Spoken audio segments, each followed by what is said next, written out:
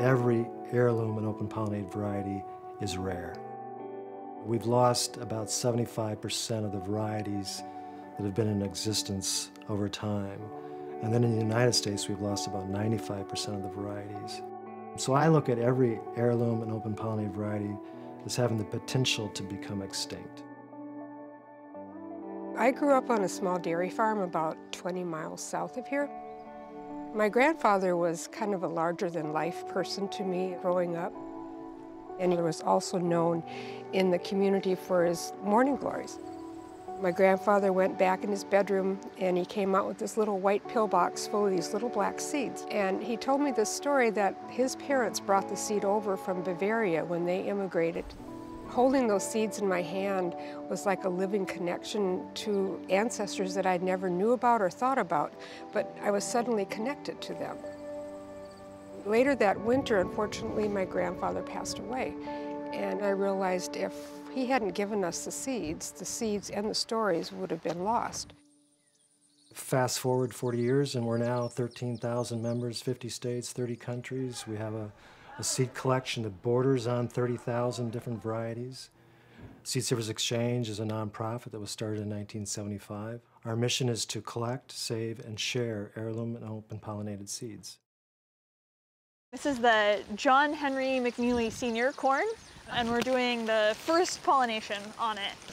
When the plant first develops shoots, we'll go through and bag them. You want to get them on before the silks come out. This one I won't pollinate because it's been exposed to the air with pollen from many different varieties. If we were growing this for food, it would be a perfectly good year. But because we're growing it for seed, we want it to only be pollinated by pollen from the same variety.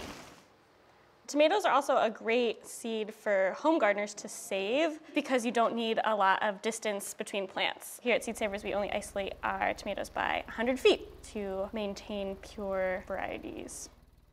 So seed from every single one of the accessions that we have in our collection. So over 20,000 varieties are protected here in the seed vault.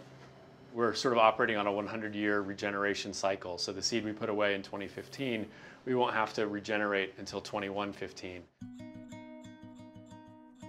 When you purchase a seed from Seed Savers Exchange, you're going to get seed that has a history, that's been grown and saved for very good reasons. That variety we might not be using today solves a problem that we can't even conceive of 100 years from now. We need the heirlooms so we can go back to that stock if we need to. And when Seed Savers puts them in their vault and saves them and reproduces them and continues the line, that's a good thing.